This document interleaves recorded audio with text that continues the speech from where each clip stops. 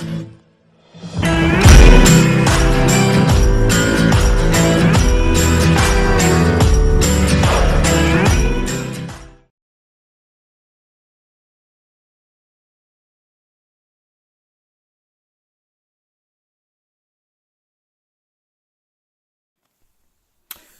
à tous, c'est Bart, je vous retrouve aujourd'hui pour une nouvelle vidéo test. Aujourd'hui, ce sera le test du Alexa.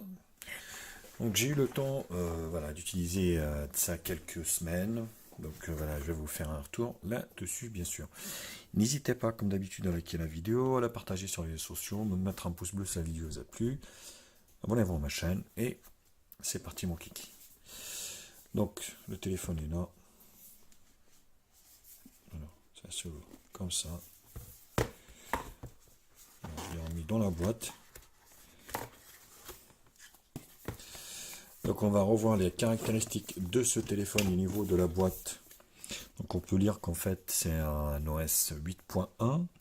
On a l'écran HD+ de 5,67 pouces, fingerprint scanner, 3 Go de RAM, 32 Go de RAM, 3 Go de ROM, 3 Go de RAM, 32 Go de ROM, dual caméra arrière de 13,03, autant dire rien, et une batterie de 3050 mAh. Full 2G, Full 3G, on peut dire qu'il est Full 4G sauf la BU28 chez Renault Free-Note, et puis il était DLTE également, il y a quelques fréquences, et les GMUI en 86. Voilà. Donc ça c'était au niveau du package, et j'en parle plus. Tac, voilà. Donc là, le téléphone, comment il se présente? Donc on a une coque silicone qui est livrée avec, qui est là, et un protège-écran qui est, on va dire, collé dessus. Donc je vais le rallumer parce que je l'avais éteint. Et donc double appareil photo ici, arrière. Double flash LED, lecteur d'empreinte digitale, le petit piment, tout en plastique, doré, contour plastique. Sur la partie basse, on peut voir qu'il y a le port micro USB 2, le grille haut-parleur côté gauche et le port micro USB. Voilà. Côté ici gauche, volume plus moins ici et bouton allumage. Forcément, pour les droitiers, ça va être un peu plus compliqué. Il faudra venir faire le tour. Et sur le côté droit ici, le rack. Donc le rack qui prend 2 nano SIM ou une nano SIM, une micro SD. Face avant, donc la caméra de 5 millions de pixels, grille haut-parleur, et c'est tout. Et le notch, on voit qu'ici en fait, donc c'est le notch. Et oui, il est notch. Quoique maintenant le notch commence à se démoder. Il y a plus la goutte d'eau maintenant qui fait déborder le vase. C'est la petite goutte maintenant. Donc c'est un petit piment sur l'écran d'accueil. Sinon, bah écoutez, il présente bien, hein. Donc il tient bien en main. On va essayer le lecteur d'empreinte digitale directement.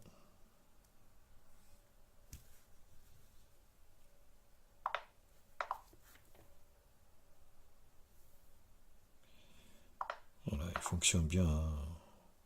Bon, il est long.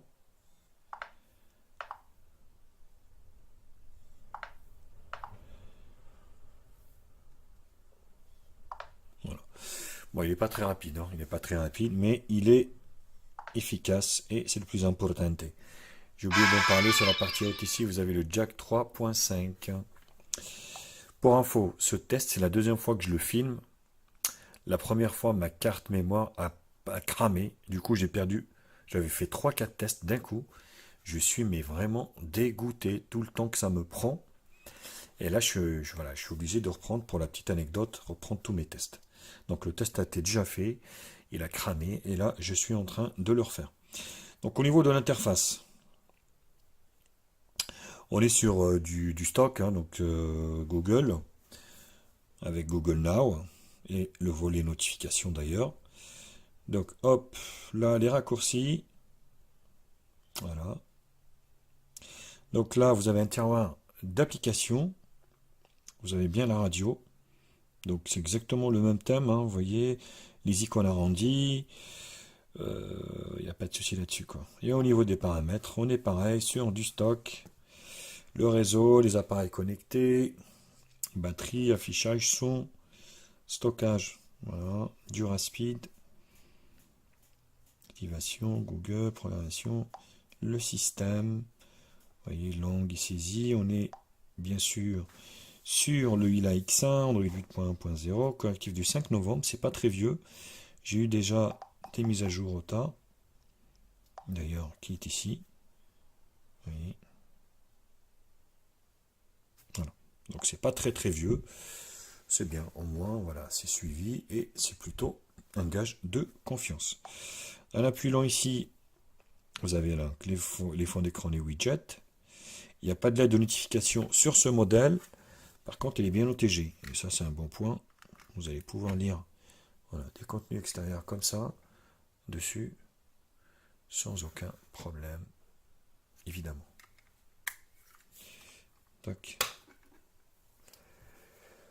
Au niveau... Alors, ça, c'est fait... Alors, oui, ici. Donc, comme je l'avais expliqué, la batterie... Bon, il n'y a rien de particulier. Hein. On est vraiment sur le son. Je n'avais pas fait le son. Bon, le son est bien. C'est pas mal. Il est puissant.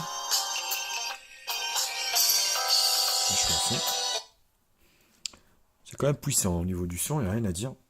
C'est assez puissant. Donc, le stockage, j'en ai parlé. Vous n'avez pas d'option ni rien dessus. On est vraiment sur du stockage. Voilà. On fait la fiche du fabricant. Donc voilà, l'écran 567 HD+. On est sur donc du Mediatek, le MT 6750 Turbo, cadence 1 Go 5, 3 Go de RAM, 32 Go de RAM. Les dimensions 148,4 ici, au niveau de la longueur, 70,2 au niveau de la largeur, sur une épaisseur de 8,8 mm. Donc c'est pas très épais. Et le poids, il n'est pas très lourd pour 140 grammes. L'appareil arrière, donc avec une ouverture de 2.2, dont on ne connaît pas. Oh, c'est chiant. On ne connaît pas l'origine.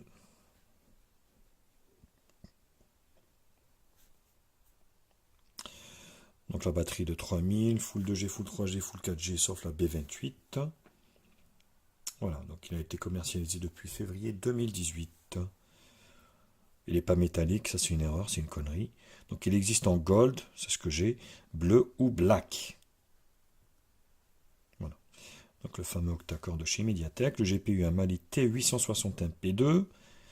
Le score en tout, on verra tout à l'heure. Les appareils photo. Et le selfie 5 millions de pixels.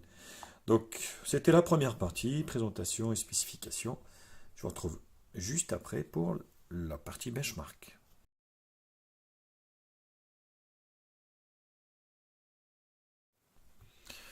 Allez, on commence par un toutou qui va nous donner le score de l'animal à 51 891. Score entrée de gamme, oblige. Test de fonctionnalité au niveau de l'écran, on est pas mal. Bel écran en perspective. Technologie IPS. Et moi je trouve que c'est pas mal. Ils ont bien assuré. Oui. Plutôt cool.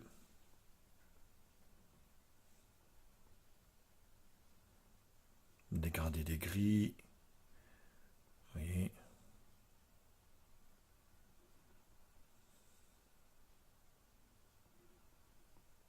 Le vert. Bleu. Et la barre des couleurs. Et c'est ce que ça donne. C'est plutôt parfait.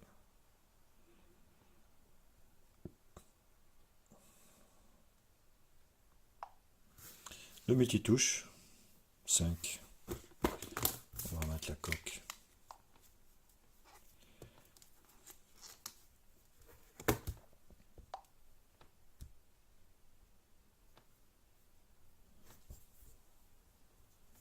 Voilà, donc on est sur du 5 au niveau du multitouche, ce qui est plutôt, pour cette gamme de prix, acceptable, on va dire.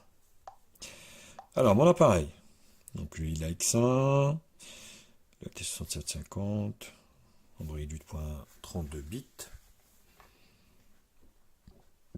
RAM la ROM. Dossier d'écran 320 dpi, batterie. Au niveau des capteurs, capteur d'accélération, capteur de lumière et le capteur de proximité, c'est le strict minimum syndical au niveau des capteurs. Allez, on se fait CPU-Z. Donc, le processeur, le modèle, le système 8.1.0.27, API level 27, la batterie, il ne chauffe pas trop, les sensors, le strict minimum syndical, et on n'en parle plus. Donc l'interface est fluide, hein, là, rien à dire. On va se faire un peu les images réelles du téléphone.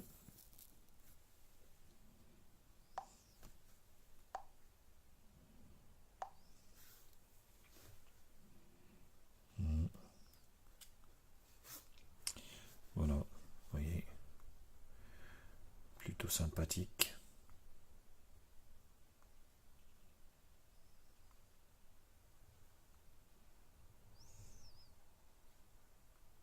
Très belle couleur. Comme je l'avais dit, hein, malgré la résolution HD+, mais c'est plutôt satisfaisant au niveau du résultat. Qu'est-ce qu'on peut se faire? Les bandes. Allez, on va se faire les bandes, 6 bandes bien. Les bandes, SIM 1.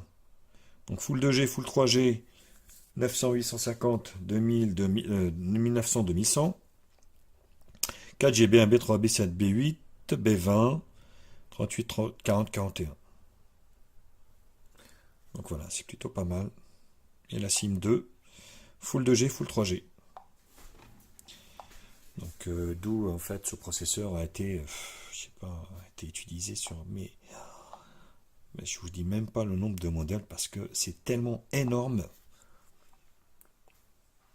tellement qu'il y a un très bon rapport qualité-prix, même malgré qu'il est vieillissant. Donc le GPS, oui, pas de compas. Je vous laisse voir Z device. Et après je vous retrouve pour voilà. Donc il n'y a pas de pas, il n'y a rien. Hein. Pour les screenshots, on va se faire les screenshots. Multitouche, 5 points.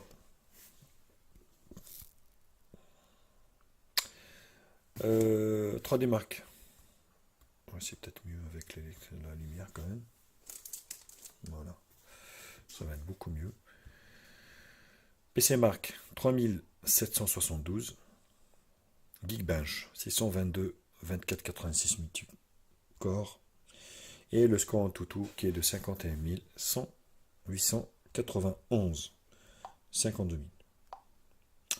Voilà au niveau des benches. Allez, je vous retrouve juste après pour la partie multimédia.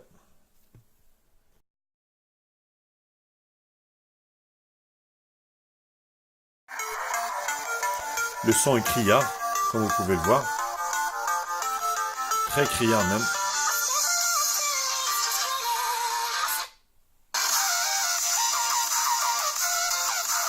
Bon, on sent pas trop les basses, hein. On est sur vraiment du médium très haut, très aigu, très criard. Il vaut mieux baisser un petit peu pour avoir un meilleur son. Là, ça vire au métallique, quoi.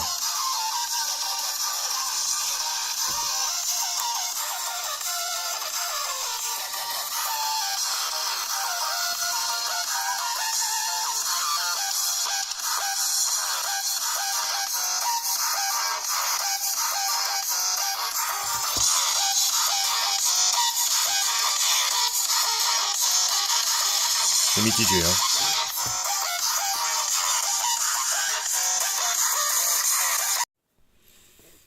Au niveau de la vidéo, vous allez pouvoir profiter d'un contenu en HD 60p, plutôt concluant. Vous voyez, Donc vous pouvez élargir l'écran jusqu'au bout. Là on voit ici en fait l'écran est arrondi et sur la côté supérieure ici on voit en fait que l'écran est coupé droit. Ceci dit, c'est pas très gênant pour vous, hein. Je pense que l'essentiel c'est d'avoir quand même une image bien lisible et puis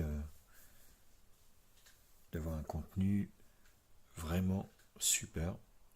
Et c'est le cas, franchement, autant vous dire, c'est très très satisfaisant au niveau de l'écran, comme je vous l'avais expliqué, qui est un bon point pour celui-là X1.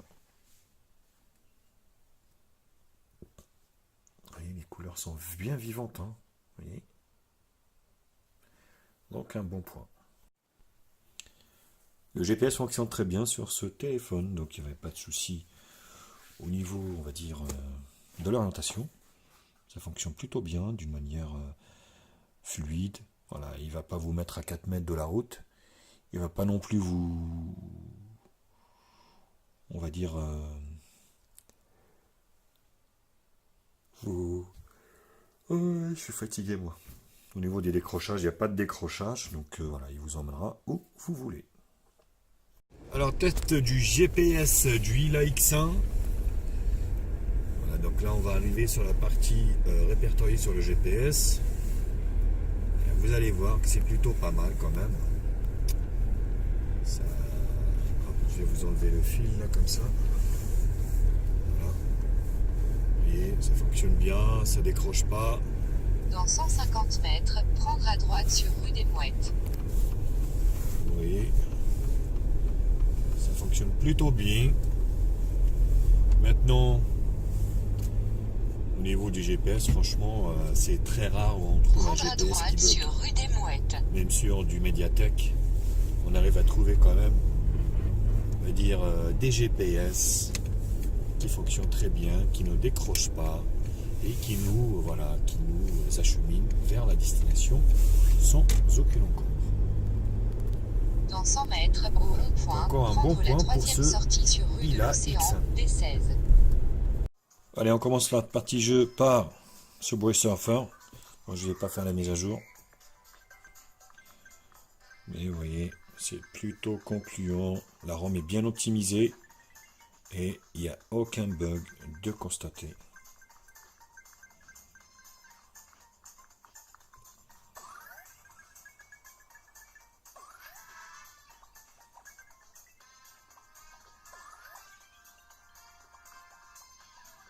Et ça fonctionne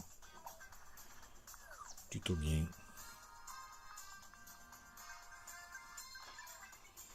Vous allez pouvoir jouer à des jeux de ce type, hein, sans vraiment aucun bug ni aucun ralentissement du téléphone.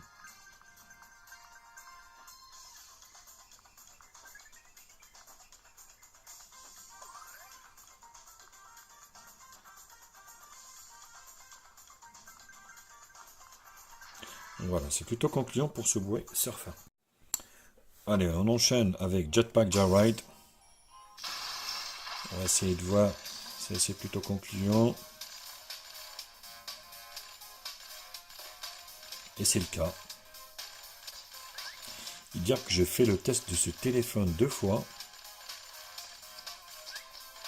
C'est bien la technologie, hein. Mais quand ça marche, quand ça merde, eh ben vous êtes dans la merde.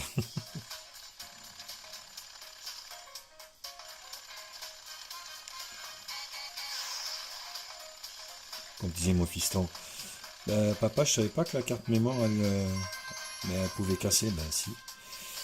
Malheureusement, si. J'arrive plus à la lire. Et ça, c'est plutôt chiant, quoi. Donc, vous voyez, c'est très très concluant.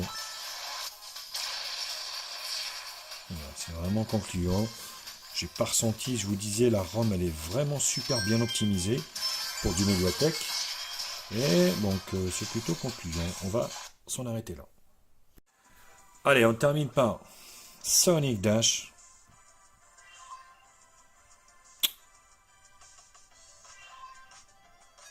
Bon, qu'est-ce qu'il nous fait là?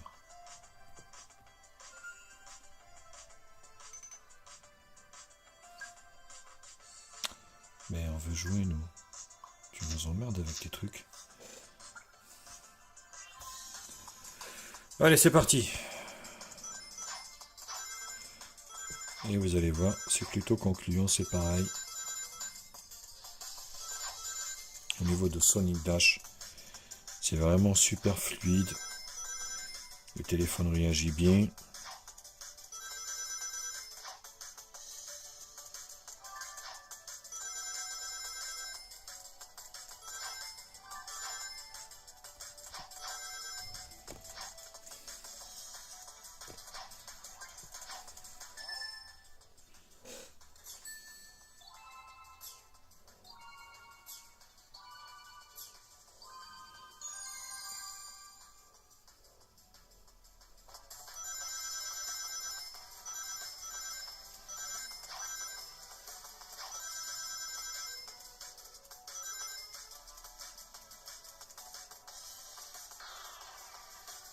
Bon, voilà, c'est plutôt concluant pour Subway Surfer. On arrive pour l'appareil photo. L'appareil photo, bah, de ce téléphone, le Ila X1, et ben c'est pareil, hein, en forte luminosité extérieure, et ben c'est plutôt concluant. Oh. Regardez les réglages. Donc 13 millions de pixels en plein écran et la vidéo en Full HD. On va essayer de prendre ici. Elle est là, la carte mémoire qui m'a cramé le truc.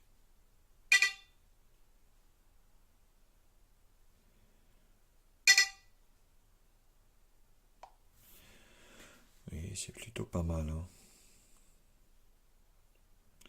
On voit bien les détails.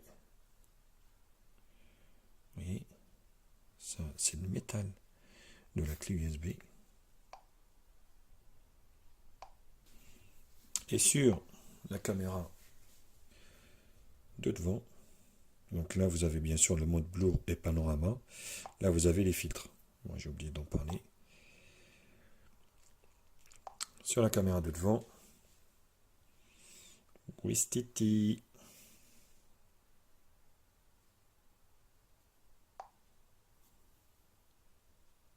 Bon là j'ai la lumière en face forcément. C'est pas terrible mais c'est beaucoup moins bien bien sûr. Donc plein écran 5 millions de pixels. Et qualité HD pour le reste. Voilà. Pour juger vous-même donc de cet appareil photo, comme d'habitude je vous ai fait plusieurs photos. Voilà. À l'extérieur pour que vous puissiez vous prononcer vous-même. N'hésitez pas à me mettre donc dans vos commentaires ce que vous en pensez. Et moi je vais vous retrouver juste après pour la conclusion pour celui-là X1.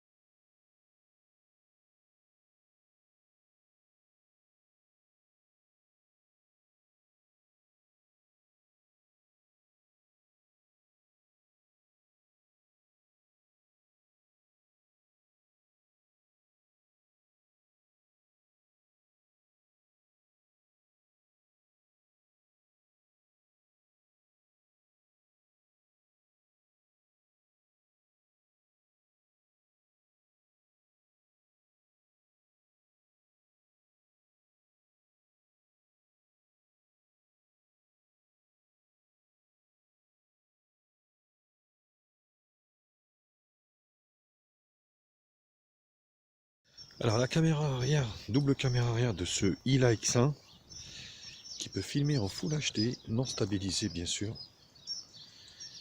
qui m'a l'air ma foi comme ça sur l'écran assez convaincant. Maintenant, à savoir ce que ça donne, comme toujours, sur l'ordinateur.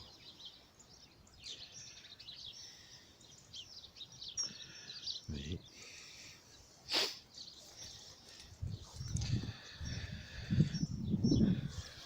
On va regarder comme ça, l'autofocus, il y a bien un autofocus. Là il fait beau, Il a fait pourri toute la matinée. Et puis bah là, j'ai eu de la chance. J'ai vu qu'il a commencé à faire beau. Je suis sorti.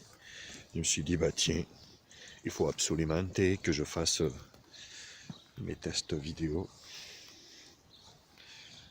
Les photos, bien sûr, de celui-là X1.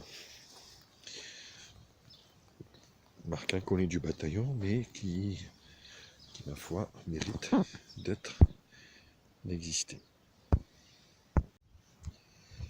Allez, la caméra avant de celui-là X1.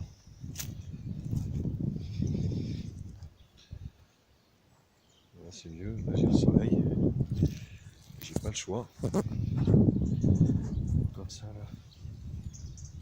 Quand ça trempe de partout, forcément, il n'y a pas de stabilisation. Faut pas rêver. C'est comme ça. Et c'est pas autrement. Et oui. Et wali walou. Ouais, ma foi. Il va peut-être venir par là. Moi, j'ai le soleil dans la tranche. Mais vous devez voir beaucoup plus clair. Là, je me vois pas. Je vois rien. Lâchez-vous dans les commentaires. Je trouve que vous lâchez pas énormément dans les commentaires. Que je puisse voir si vous, éventuellement, ça vous plaît ou pas. Donc, n'hésitez pas à vous lâcher, à me dire ce que vous en pensez de ce i-là X1 et sa caméra avant.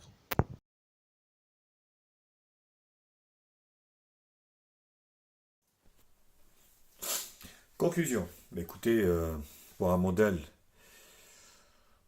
qu'on peut retrouver entre 100 et 130 euros, bon, c'est plutôt pas mal. C'est plutôt pas mal.